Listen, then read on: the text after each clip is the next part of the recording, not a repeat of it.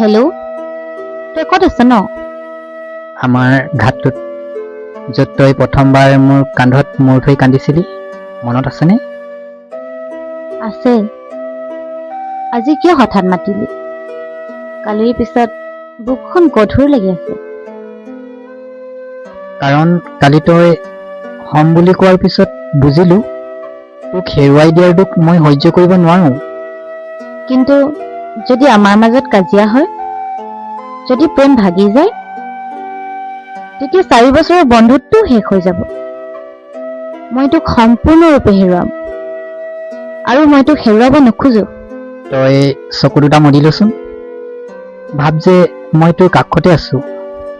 তোৰ হাতখন মোৰ হাতত দে। অনুভৱ কৰিলিনে? কৰিলো। তোৰ আঙুলিৰ ওম পালো, গৰম আৰু জীয়া। এইটোৱে মোৰ প্ৰমিছ। পৃথিৱী ওলোটা হলেও এই হাত এৰি নিদিওঁ, কাৰণ তয়েই মোৰ প্ৰথম হাঁহি আৰু শেষ উশাহ।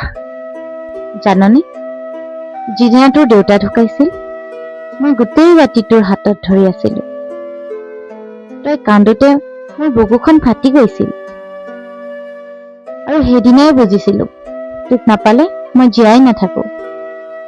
আৰু মই সেইদিনাই বুজিছিলো প্ৰেম মানে ডাঙৰ কথা নহয়, প্ৰেম মানে নীৰৱে কাষত থকা। তেন্তে কালিলৈ আহিবিনে?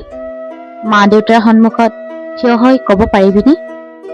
আহিম, মোৰ দুৱাই কম, খুৰা, আপোনাৰ ছোৱালীৰ চকু পানী মই 4 বছৰ মুচিছো, বাকী জীৱনো ময়ে মুচিম, ভৰসা কৰক। আৰু মই কি ক'ম?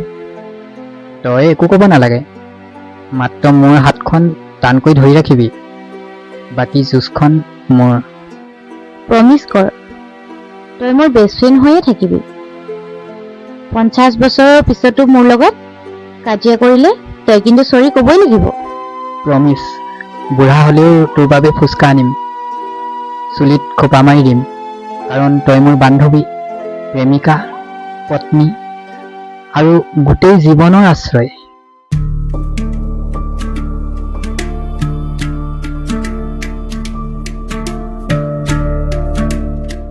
বন্ধুসকল, আপোনালোকে শুনি আছে আপোনালোকৰ প্ৰিয় অনুষ্ঠান হৃদয়ৰ কথা। বন্ধুসকল, আপোনালোকে জনাবলৈ নাপাহৰিব আপোনালোকে এই অনুষ্ঠান শুনি কেনে পাইছে, আৰু আপোনালোকে আপোনালোকৰ একোটা কাহিনী লিখি আমালৈ প্ৰেৰণ কৰিব। আপোনালোকৰ প্ৰতিটো কাহিনী এই অনুষ্ঠানৰ জৰিয়তে আমি উপস্থাপন কৰিবলৈ চেষ্টা কৰিম। বন্ধুসকল, আপোনালোকে শুনি থাকক, সুখী হৈ থাকক, সদায় শুনক আমাৰ প্ৰিয় অনুষ্ঠান, আপোনাৰ প্ৰিয় অনুষ্ঠান হৃদয়ৰ কথা। ধন্যবাদ।